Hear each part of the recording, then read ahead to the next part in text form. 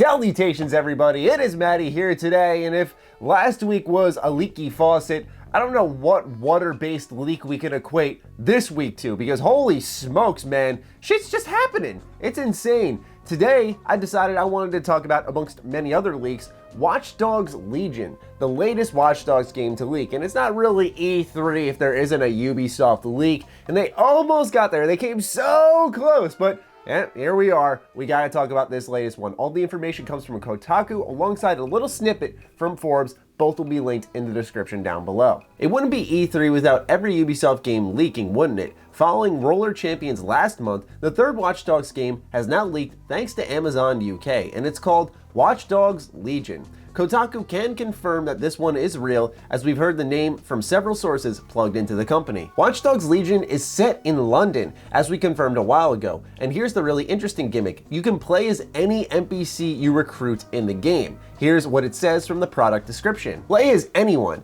Every individual you meet in the open world has a full set of animations, voiceover, character traits, and visuals that are generated and guided by gameplay systems. I've heard the same, and also that you'll see different things at different points in the game depending on which NPC you're playing as. In fact, from what I've heard, the system is so ambitious that it's causing the developers a lot of headaches and may have led to at least one delay. More next week at E3. Meanwhile, from the Forbes side of things, here's a bit more about the setting. Here's what we need so far. Watch Dogs 3 takes place in a near future, post-Brexit London, meaning that it will be near impossible for the developers to pull the old "it's not a political trick," a favorite of Ubisoft's these days. It's sure to be a hot button issue in the UK, and if the dystopian concept is anything to go on, the game won't suggest that Brexit has been totally awesome for the city of London. That's the general synopsis, and I gotta say, when it comes to the gameplay systems, this sounds really unique, like this gimmick that'll really make the game stand out.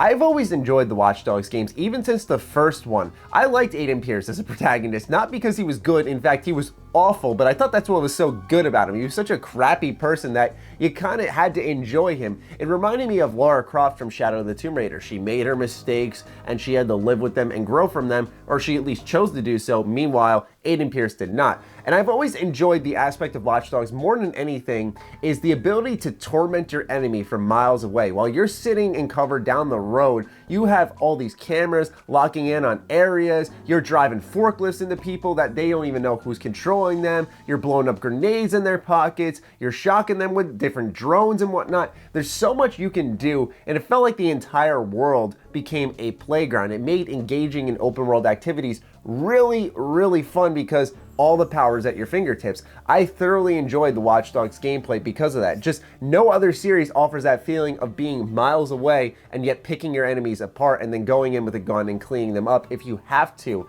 There's just something immensely satisfying about that gameplay to me. However, when it comes to Watch Dogs Legion, I don't quite understand why they'd want you playing as every NPC, aside from it being just a really cool feature, because originally it was you can pretty much interact with any piece of technology you saw in the world. So are they carrying that beyond the technology into controlling every person? And what does every person offer? Are there different stats where someone's good at hand-to-hand combat, meanwhile someone's better with guns? And they said that you see different things in the story based off who you're playing as. Like I said, I think this all boils down to a certain set of stats on who you're playing as. It also likely means that it's a little spin on having a protagonist because the world becomes the protagonist, right? I doubt they'll have a main character who they would encourage you to play as, and then you can play as any NPC. Why would I go play as Joe Blow when I could play as the main character, right? So I feel like they're not going to have a main character, you're just going to constantly hop people, and that in turn makes gameplay the focus here. I'm not expecting much from the story in the case of Watch Dogs Legion. It's very, very apparent when their Amazon listing is boasting play as anybody in the open world. They don't even mention a thing about the story. It's clear this is going to be a gameplay experience driven thing.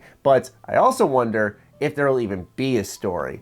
Like I said, no mention of that. No mention of the story whatsoever. As for the post-Brexit London, I have always had a apolitical approach on the channel, which yes, many could argue, hey Matty, that is a political choice in its own right, but the way I look at it is there's so much politics already out there. It's very easy to consume politics. Everyone has very strong beliefs on their politics, they're very upfront about them, they're jammed into a lot of things.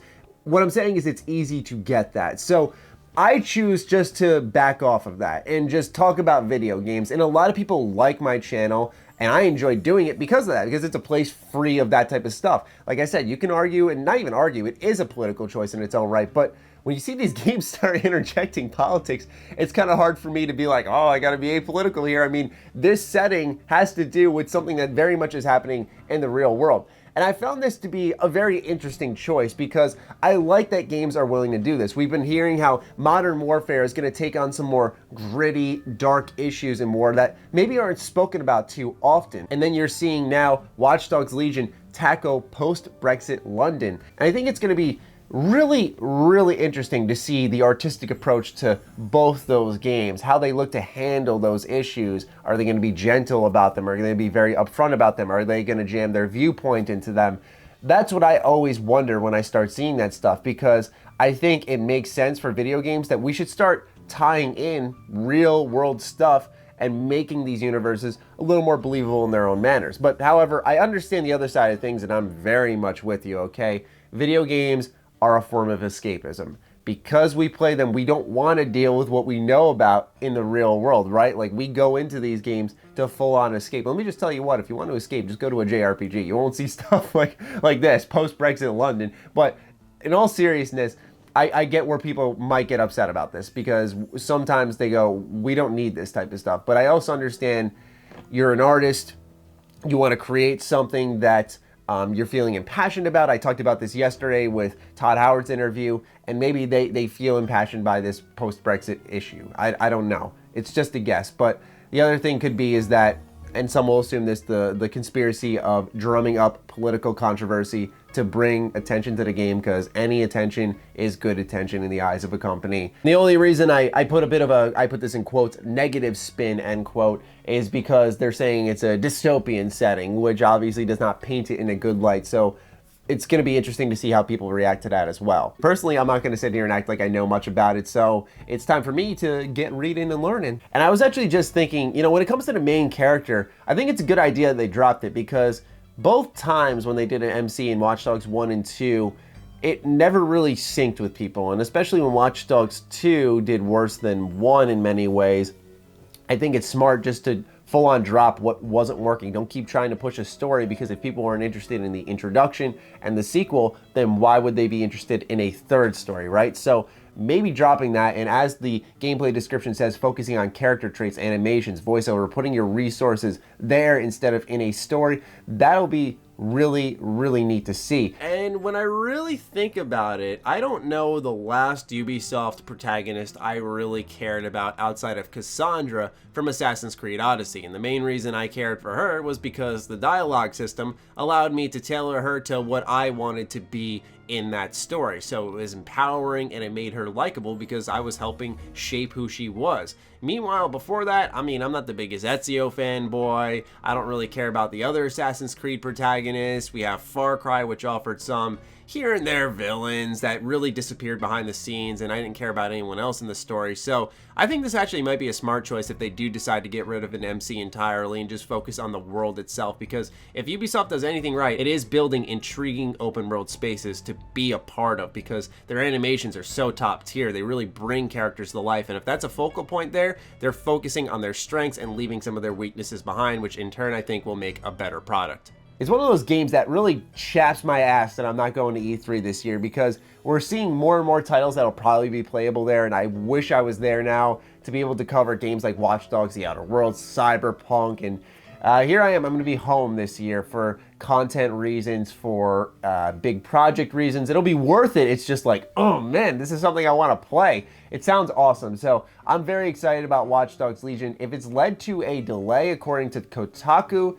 then I don't know if we're really seeing it this year. I think this E3 we're going to see a lot of 2020 announced games, because we're starting to enter that awkward teenager phase of the console cycles where we're like moving on to the next step, but we're sort of sitting in the in-betweener. And so some may announce for 2019 fall, and then we'll also see a lot of 2020 games, I feel, especially during Microsoft's conference. But anyway, ladies and gentlemen, that is Watch Dogs Legion. Very interesting stuff. Sounds very cool. Definitely want to see this one. Easily one of my most anticipated titles out of anything we know about when it comes to E3. So we'll see what Ubisoft has to offer. Anyway, I'd love to hear your thoughts. You've certainly heard mine. Be sure to fire away in the comments down below. And while you're heading down there, go to the links in the description. Follow me on Twitter, like me on Facebook, along with my Patreon. Do consider supporting that as it fuels all the content I create here. Stay sexy, stay active. I love you all. Peace.